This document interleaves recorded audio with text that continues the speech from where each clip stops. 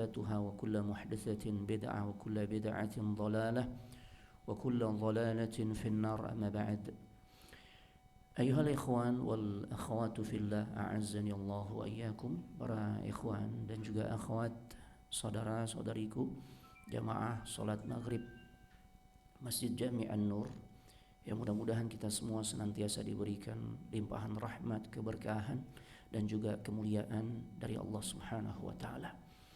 Alhamdulillah, bersyukur kita kepadanya malam ini 18 Zulqa'dah 1443 Hijriah yang juga bertepatan dengan tanggal 17 Juni 2022 bi'aunillahi wa taufiqihi, dengan pertolongan dan juga taufik dari Allah Subhanahu wa taala. Kembali kita bisa dipertemukan di masjid yang kita cintai, Masjid Jami' An-Nur Kasagoya ini, untuk kembali melanjutkan kajian atau ta'lim kita di dalam pembahasan kitab Arba'in An-Nawawiyah, dan kita sampai pada Al-Hadithus Tsalits, ya, Al-Hadithus Tsalits, kita sampai pada hadis yang ketiga.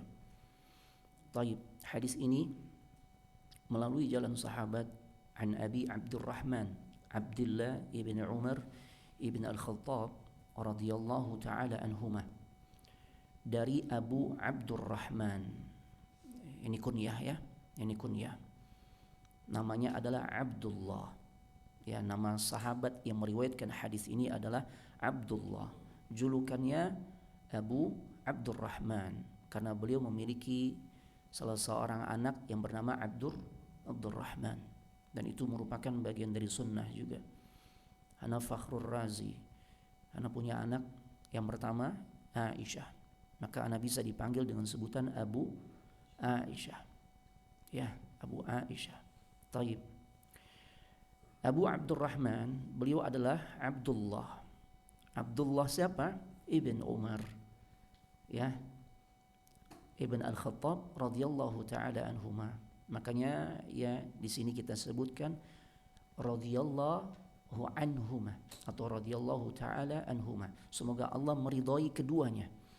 Ya, karena ayah dan anak ini keduanya adalah sahabat Nabi sallallahu alaihi wasallam. Ya. Bahwasanya Abdullah bin Umar berkata, "Sami'tu an-nabiy sallallahu alaihi wasallam," aku mendengar Nabi sallallahu alaihi wasallam ya bersabda, yaqulu bunyal islamu ala khamsin.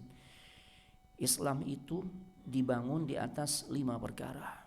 Para ulama katakan ketika Nabi mengucapkan dengan perkataan bunyal islamu ala khamsin, Islam dibangun atas 5 perkara atau 5 pondasi, ya, atau 5 tiang, maka para ulama mengatakan Islam itu diibaratkan seperti sebuah bangunan atau rumah. Ya, walaupun nanti kita akan melihat ya mana yang masuk kategori pondasi dan mana juga yang termasuk kategori tiang. Dan di antara tiang-tiang yang ada, mana yang kategorinya dia adalah tiang yang paling utama. Nah, apa saja 5 hal ini? Yang pertama, syahadati alla ilaha illallah, bersyahadat, ya, berikrar bahwasanya tiada ilah yang berhak diibadahi dengan benar kecuali hanyalah Allah. Persaksian kita bahwasanya cuma Allah yang berhak untuk kita ibadahi dengan benar. Berarti tauhid. Wa anna Muhammadan abduhu wa rasuluh.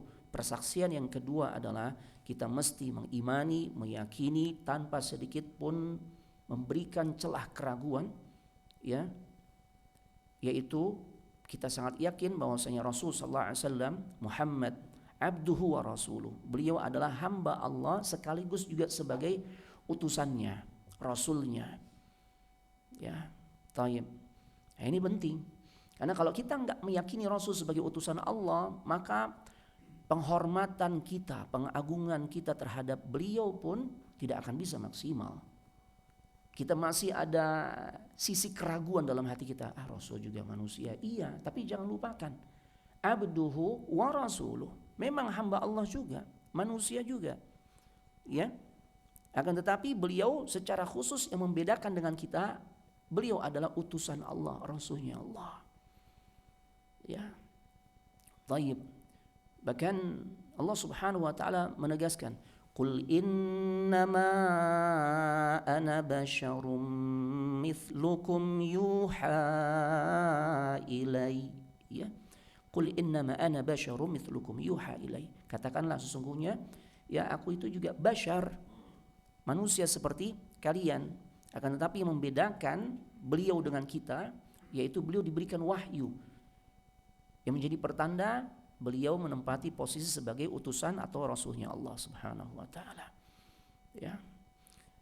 Ini hal yang masih diragukan oleh sahabat Abu Sufyan. Abu Sufyan di saat menjelang peristiwa Fathu Mekah itu masuk Islamnya mesti dipaksa. Ya. Kalau kita belajar sirah An-Nabawiyah di tahun ke-8 Hijriah, ketika Rasul sudah membawa pasukan kurang lebih sekitar 10.000 pasukan bergerak dari kota suci Madinah yang menuju Mekah, Masya Allah. Dan kekuatan saat itu yang dimiliki oleh kaum muslimin nggak bisa ditandingi oleh kekuatan musyrikin Quraisy. Ya, di saat kondisi sudah semakin mencekam yang dialami oleh orang-orang musyrikin Quraisy, maka datanglah Abu Sufyan yang saat itu ya dilindungi oleh paman Nabi yang bernama Al-Abbas ibn Abdul Muttalib. Ya. Dia masih ngeyel nih, beliau masih ngeyel untuk tidak masuk Islam. Akan tetapi pada akhirnya Al-Abbas meyakinkan, kalau engkau tidak masuk Islam, maka Muhammad akan memenggal kepalamu. Ya, karena musuh besar ini. Yang mimpin pasukan ya di perang Uhud siapa? Beliau Abu Sufyan. Saat di perang Badar kan masih Abu Jahal ya. Di situ masih ada Abu Jahal, masih ada Abu Lahab. Tapi pada saat di perang Uhud, di perang Ahzab atau Khandaq, ya itu yang mimpin adalah Abu Sufyan. Yang puncaknya 10.000 pasukan tuh beliau yang mimpin. Artinya ini musuh besar. Dan Rasulullah dan kaum muslimin saat itu di atas angin. Kalau engkau nggak masuk Islam, selesai nih. Copot kepalamu gitu ya. Nah, iya. Nah, dan kemudian dipertemukanlah antara Nabi SAW dengan Abu Sufyan yang saat itu masih musyrik, masih kafir, ya, didampingi oleh Al-Abbas. Al-Abbas masih ada rasa kasihan terhadap Abu Sufyan. Ya, kenapa demikian? Karena sama-sama berasal dari Quraisy. Ya, jadi sisi kesukuan itu memang sangat kuat. Apalagi memang Abu Sufyan adalah seorang yang sangat dihormati ya di kalangan sukunya. Dia pemimpin. Maka akhirnya apa yang terjadi? Karena masih ngeyel, ya, apa yang menjadi sebab kengeyelan Abu Sufyan ketika ya beliau disampaikan oleh Rasulullah SAW agar mengakui Allah itu adalah satu-satunya Tuhan yang berhak untuk diibadahi dan benar. Maka akhirnya beliau menyadari kondisi yang seperti sekarang semakin menjadikan diriku sadar cuma Allah lah satu-satunya yang berhak untuk disembah. Tapi kemudian Rasul katakan, yang berikutnya engkau harus mengakui aku adalah utusan Allah. Apa kata Abu Sufyan? Sisi ini yang aku masih ragu. Ya, Al-Abbas gregetan, udah ditolongin, dilindungin biar nggak dipenggal kepalanya karena sahabat yang paling gemes tuh udah minta izin sama Nabi, bahkan kejar-kejaran sama Al-Abbas. Ya, jadi main dulu-duluan tuh. Saat itu Abu Sufyan diboncengi oleh Al-Abbas, ya, dilindungi jangan sampai dia dibunuh oleh sahabat Nabi, khususnya Umar. Ya, karena saat itu kejadian di malam hari. Ya, cuma bermodalkan penerangan dari obor-obor api ya, ketika melewati kemah pasukan kaum muslimin, mereka cuma melihat sosok Al-Abbas. Ya, karena yang ditunggangi oleh Al-Abbas adalah untanya Nabi sallallahu alaihi wasallam. Mereka tahu saat itu memang Al-Abbas meminjam untanya Nabi, aman. Tapi begitu melewati ya kemahnya Umar ibn Khattab, Umar jeli. Ya, dihampiri, ternyata begitu dilihat yang di belakangnya adalah Abu Sufyan. Dia katakan, "Anta Abu Sufyan, aduullah." Masya Allah. Ente Abu Sufyan musuhnya Allah. Kapan lah gitu ya. Bisa ngebunuh ya dengan mudah. Makanya dikejar tuh. Tapi kemudian Al-Abbas memacu ya ontanya untuk segera menemui Nabi sallallahu alaihi wasallam. Nah, sisi yang diragukan oleh Abu Sufyan adalah ya beliau masih ragu untuk mengakui Rasul adalah utusan Allah. Nah, tapi pada akhirnya ketika dipaksa oleh Al-Abbas, dia katakan, iya saya yakin. Artinya memang keislaman seseorang itu beragam, jemaah. Ada yang memang harus dengan jalan terpaksa dulu. Ada yang nggak sadar bahwasanya dia berikrar ya menjadi pengikutnya Muhammad. Itu sama, itu pamannya Nabi itu. Itu juga terjadi pada Hamzah ibn Abdul Muttalib. Ya, taib. Kita lanjutkan. Perkara yang kedua, wa iqamis salah, mendirikan salat. Wa ita'iz zakah.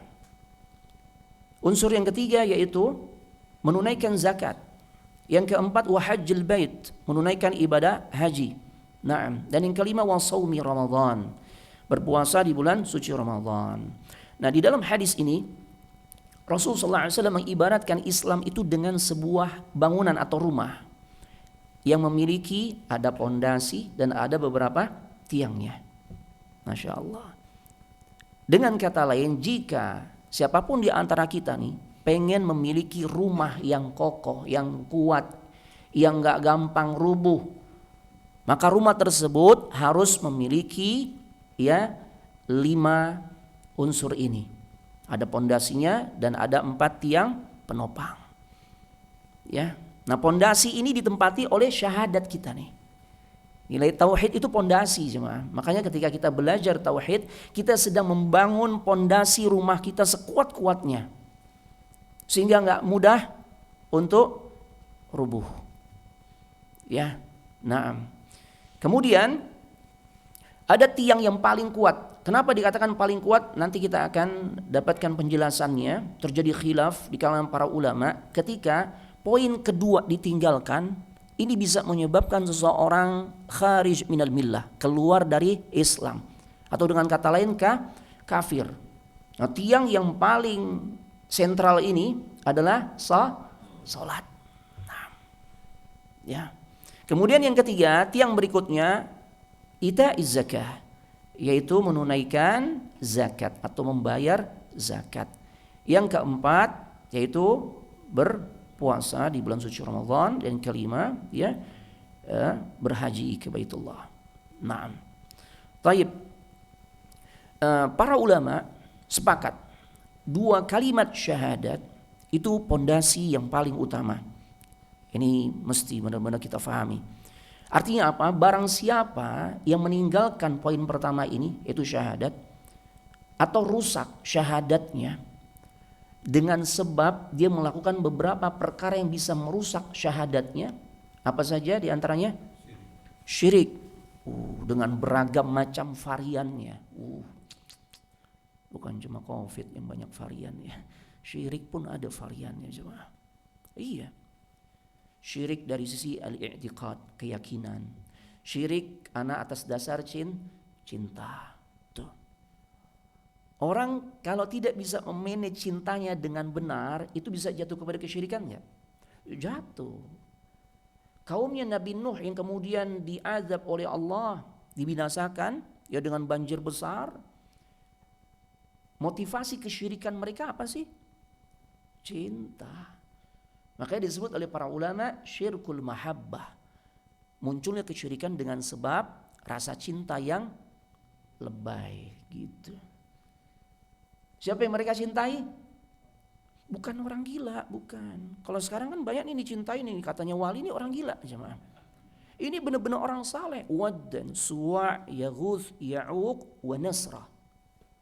Ini orang-orang saleh, orang-orang yang punya prestasi dari sisi amal.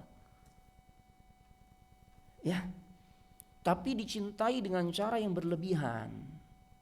Terjadilah hulu, berlebihan di dalam perkara mencintai orang-orang saleh, sehingga mereka ya dijadikan sebagai penghubung, ya, sehingga doa apapun yang mereka sampaikan kalau lewat mereka maka akan sampai kepada Allah. Tuh.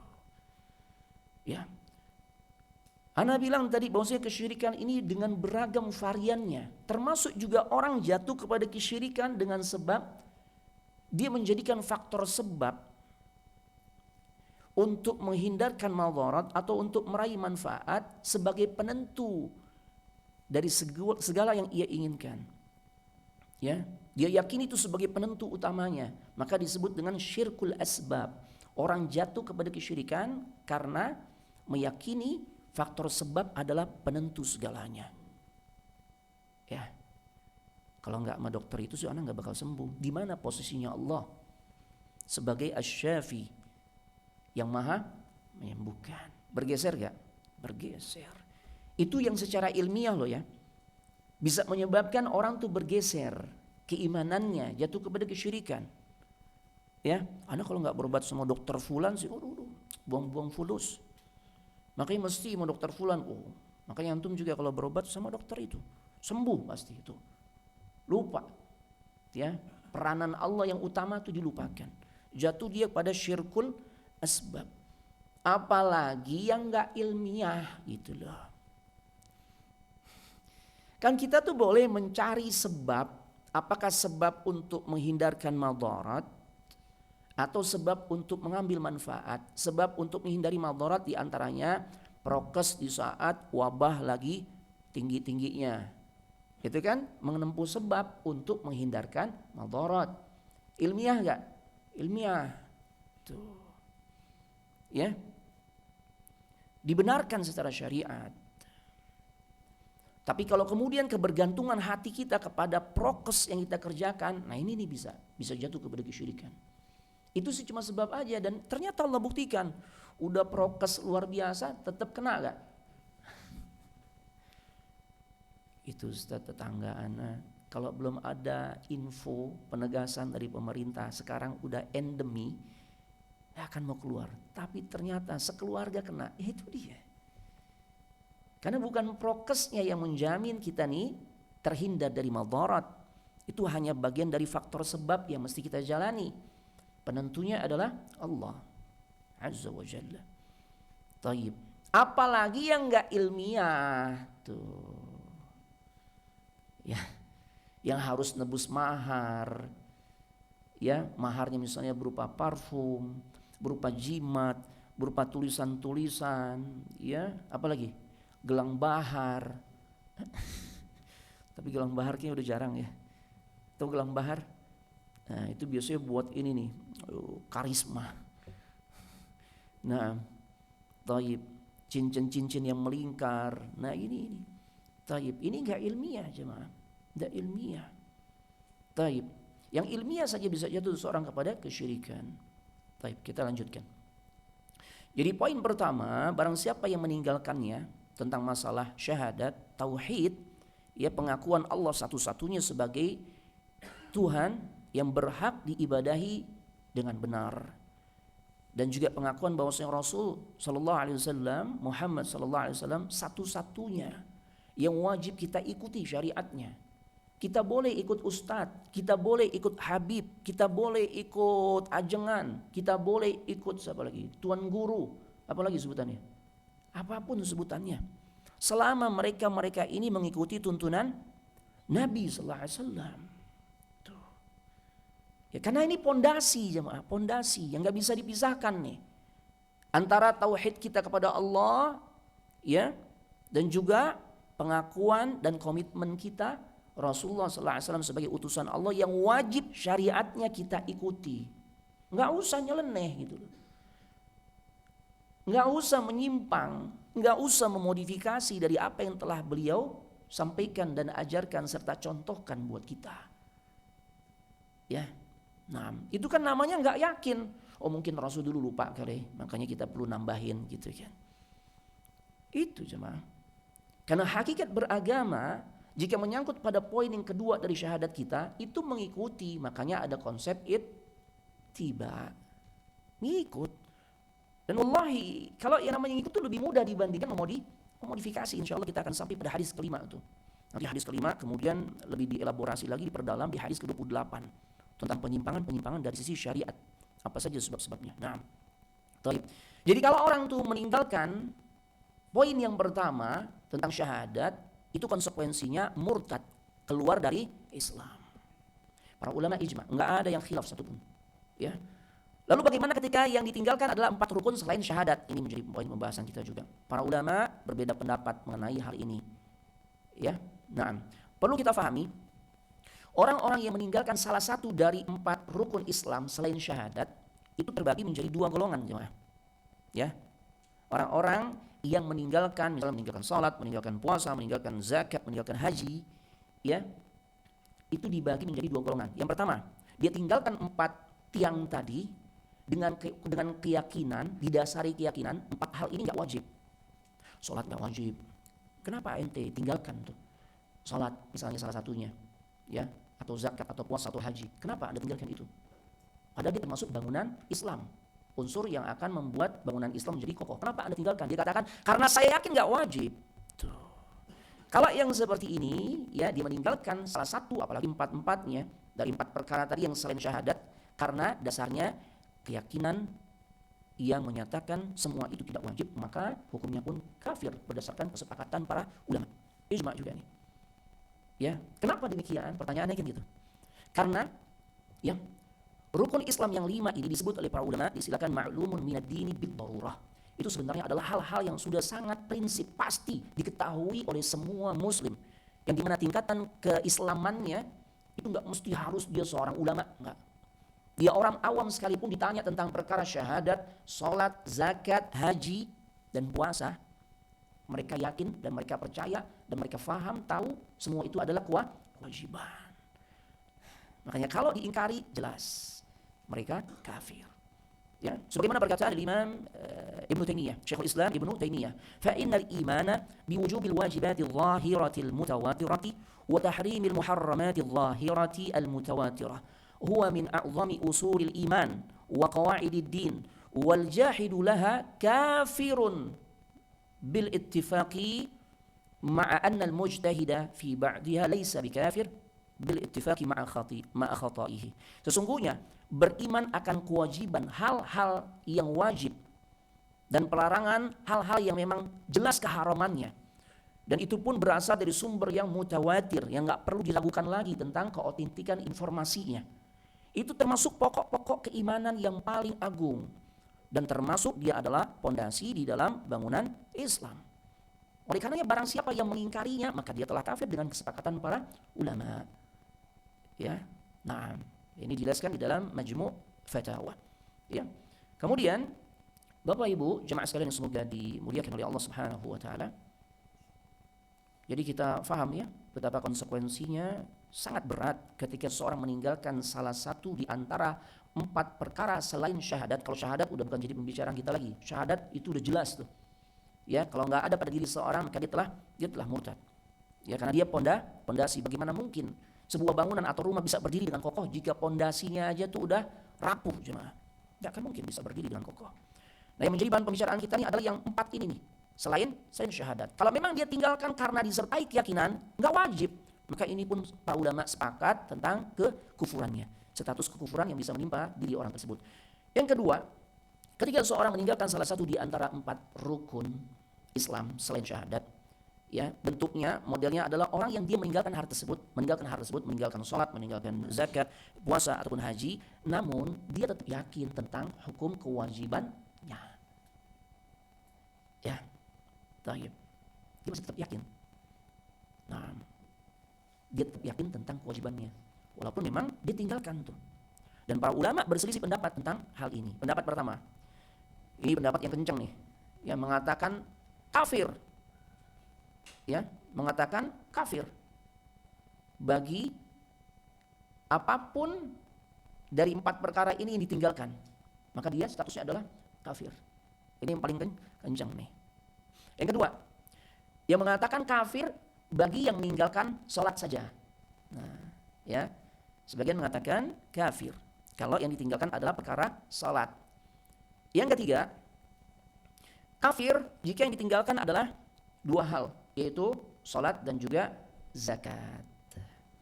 Nah, adapun kalau dia tinggalkan yang lain selain sholat dan zakat, ya, yaitu puasa dan haji, maka dia tidak kafir menurut versi yang ketiga ya. Nah, tapi dia jatuh kepada perbuatan dosa besar.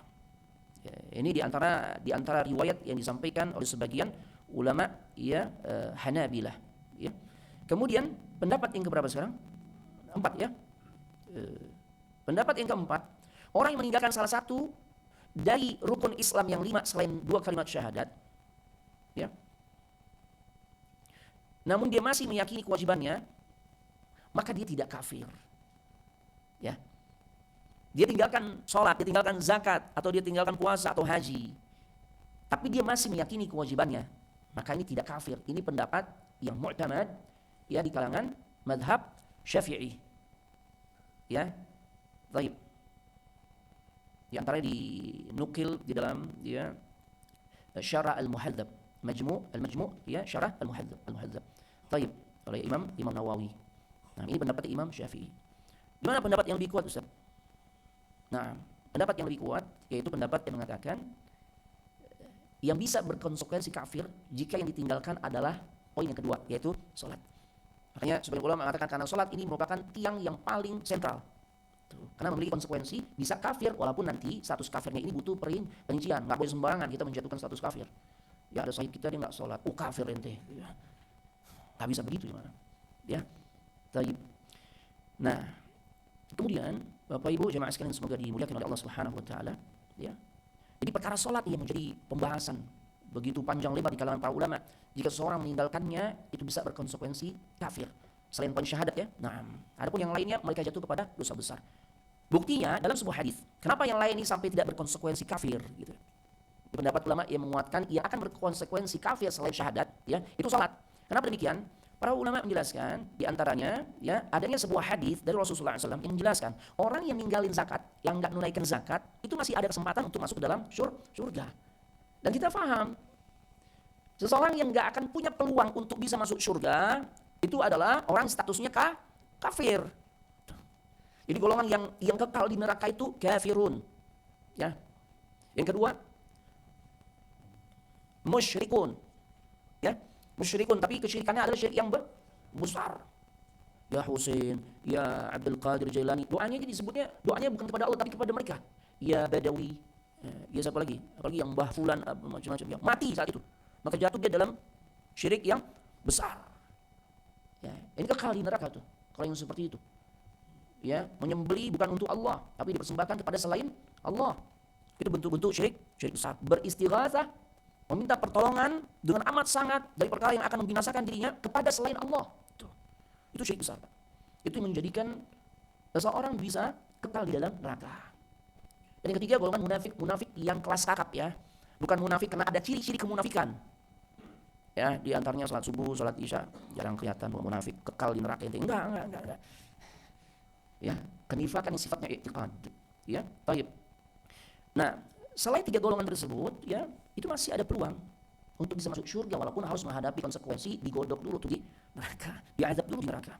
Contohnya ini ya, Rasulullah SAW menjelaskan, orang yang ninggalin zakat itu masih ada kesempatan untuk masuk surga padahal dia meninggalkan salah satu kewajiban di antara 5 rukun Islam. Ma min sahibi dhahabin wala fiddah la yu'addi minha haqqaha. Siapa yang seseorang memiliki emas dan perak, artinya ini orang masuk kategori muzakki, orang yang wajib mengeluarkan zakat. Ya, dia punya emas dan perak yang sudah memenuhi batasan nisab bahkan lebih dan berlalu 1 haul. Ya, la yu'addi minha haqqaha, tapi dia enggak bayar zakatnya. Illa idza kana yaumul qiyamah, ya maka nanti di hari kiamat, ya, sufihat lahu safaihu min nar. Maka akan dibuatkan buat orang yang enggak mau mengeluarkan zakat nih setrika dari api. Fa uhmiya 'alaiha fi nari jahannam, fayuqwa biha jambuhu wa jabinuhu wa dhahruhu. Na'udzubillah wa nasallallahu alaihi. Yang kemudian setrika itu dinyalakan di dalam api neraka, disetrikain untuk kemana? Jambuhu, ke lambungnya. Ya. Kemana lagi? Jabinuhu. Ini apa? Jidatnya itu disetrika, jidatnya. Ya Allah. Dan tidak hanya itu, dhahruhu, punggungnya. Lambung disetrika, jidat disetrika. Kemudian, ya, punggungnya pun disetrika. Na'udzubillah wa nasallallahu alaihi. Ya. Sampai-sampai Nabi katakan, kullama baradat u'idat lahu. Kalau itu setrika udah dingin, maka diulang lagi nanti panasnya. Terus menerus berulang kayak begitu azabnya. Ya. Dan Nabi SAW katakan fi yaumin kana miqdaruhu 50,000 sanah. Yang dimana pada hari penyiksaan yang mereka rasakan itu di hari kiamat ya, satu harinya seperti kita merasakan 50.000 tahun jemaah. Allah Ustaz. Ya Allah. Hatta yuqda bainal ibad fayara sabilahu imma ilal jannah wa imma ilan nar. Nah, ini jadi syahidnya. Menjadi syahidnya. Naam. Sehingga perkaranya nanti akan diputuskan oleh Allah setelah dia menjalani adab yang seperti ini. Bagi orang yang enggak mau menunaikan zakat. Nanti akan diputuskan oleh Allah setelah itu, ya, orang ini akan melihat jalan selanjutnya. Kalau tidak dia ke surga, maka dia ke neraka. Ya Allah. Nah, artinya apa? Seandainya orang yang enggak bayar zakat itu dihukumi kafir, maka enggak ada pilihan baginya untuk masuk surga sebagaimana yang Nabi sampaikan dalam hadis ini. Tapi kan informasinya bisa dia masuk ke surga. Ya, makanya para ulama berpendapat, ya, mereka lebih memegang pendapat yang mengatakan tidak kafirnya orang yang ninggalin salah satu dari rukun Islam selain 2 kalimat syahadat, selama dia masih meyakini tentang kewajibannya. Adapun ada pengecualian tersendiri berkaitan dengan perkara salat. Karena memang ada dalil yang secara spesifik menyatakan tentang kekafiran orang yang meninggalkannya. Ya, kita simak hadisnya seperti apa. Ya. Nah, yang pertama kita bahas dulu tentang hukum orang-orang yang meninggalkan salat. Ya, perlu kita pahami orang yang meninggalkan salat itu pun dibagi menjadi 2 macam.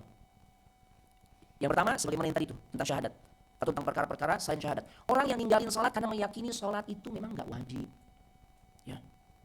Kenapa? Di antaranya dia katakan salat enggak wajib. Makanya saya enggak kerjakan salat. Kenapa demikian? Ya. Di antaranya karena dia merasa telah mencapai tingkat keberagamaan yang paling tinggi, yaitu level hakikat, sehingga enggak wajib lagi baginya mengerjakan salat. Karena salat itu adalah level syariat. Ini bahaya nih. Kelihatannya waduh, ini level mantep nih. Padahal nih, ya Allah, ajaran menyimpang jemaah. Jadi para ulama sepakat kafirnya orang yang ninggalin salat karena dia mengingkari kewajibannya. Ya.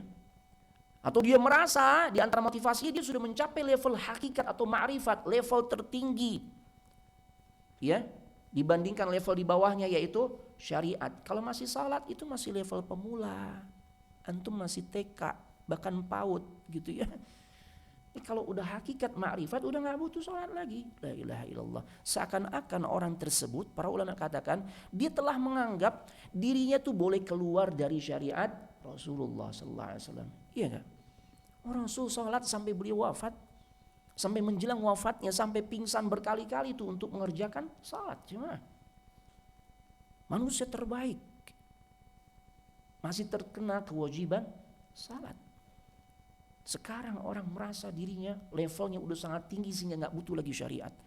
Maka jelas pantas kalau kemudian dihukumi kafir.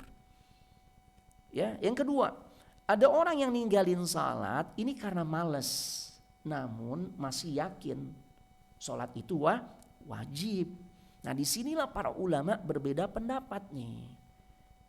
Ya, perbedaan pendapat ini dikarenakan banyaknya riwayat yang menyebutkan orang yang meninggalkan salat memang kafir. Tapi para ulama berbeda di dalam memaknai makna kafir itu sendiri. Apakah kafir yang memang secara otomatis mutlak mereka keluar dari Islam, atau kafir yang memang levelnya tidak mengeluarkan mereka pada keluar dari Islam. Memang karena hadis sebanyak jemaah. Di antaranya hadis dari sahabat Buraidah ibn Husayb. Rasulullah SAW bersabda, al-ahdu alladhi bainana wa bainahum as-salah. Ya, perjanjian yang memisahkan antara kita dengan mereka, kita kaum muslimin dengan non muslim, itu adalah masalah salat. Faman tarakaha faqad kafara. Barang siapa yang meninggalkan salat maka dia telah kufur. Cuma di sini terjadi perbedaan pemahaman di kalangan para ulama memaknai kufur di sini, apakah memang secara otomatis mereka keluar dari Islam atau tidak. Makanya butuh perincian dari para ulama. Kemudian hadis berikutnya yang menjadi landasan bahwasanya yang meninggalkan salat itu punya konsekuensi, ya, akan kafir. Karena ada juga hadis dari Jabir ibn Abdullah radhiyallahu taala anhuma, beliau mendengar Rasul bersabda, inna bainar rajuli wa baina syirki wal kufri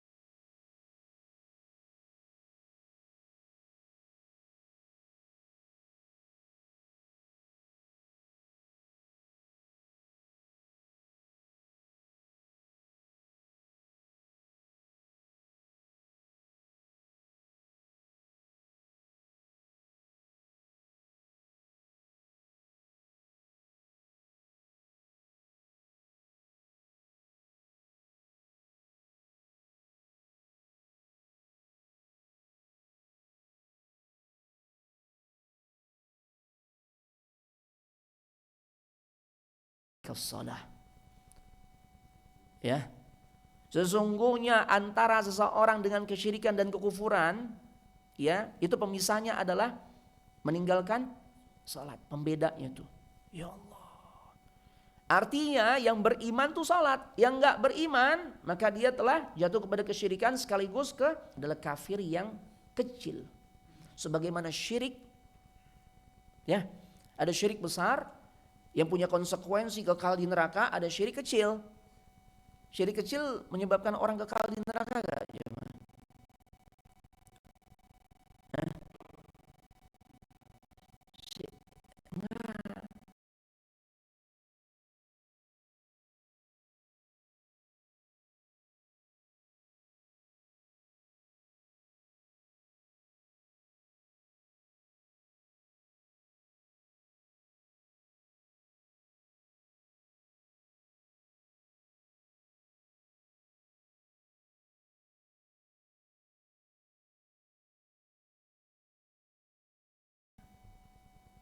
Ya, yang dia yakin pakai cincin nih bisa ngelarisin dagangan, tapi tetap sih ini sebab doang nih Ustaz, sebab gitu ya.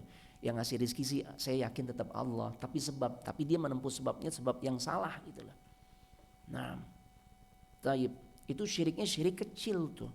Tidak berkonsekuensi, dia kekal di dalam neraka. Sama kekafiran pun demikian. Ya, kekufuran itu artinya ingkar. Tingkat keingkaran pun berdarakat, berderajat, berlevel-level. Sebagaimana kemunafikan. Ya, nifak yang besar itu yang menjadikan seseorang kekal di neraka. Innal munafiqina fid darkil asfali minan nar.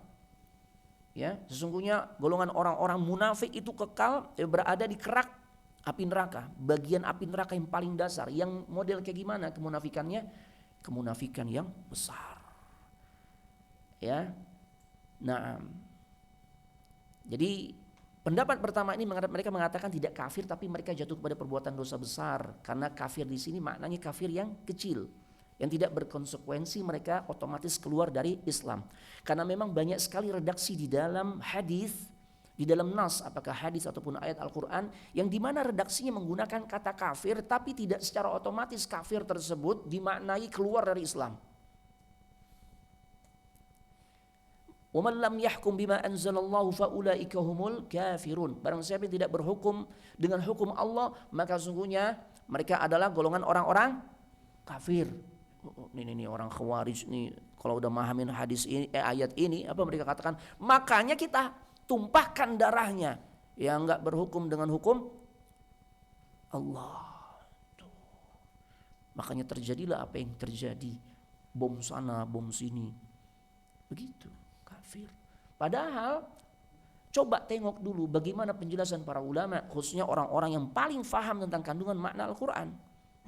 Turjumanul Quran, sahabat Abdullah ibn Abbas, orang yang paling faham tentang makna Al-Quran setelah wafatnya Nabi sallallahu alaihi wasallam. Beliau tidak memahami atau tidak memberikan penafsiran makna kufur dalam ayat tersebut, kafir dalam ayat tersebut, ya. Kafir yang mengeluarkan dari Islam, enggak secara otomatis. Ya. Al-kufru dunal kufur. Kufur yang tidak secara otomatis membuat seorang keluar dari Islam. Kita lanjut setelah melaksanakan sholat isya. Wassalamualaikum warahmatullahi wabarakatuh.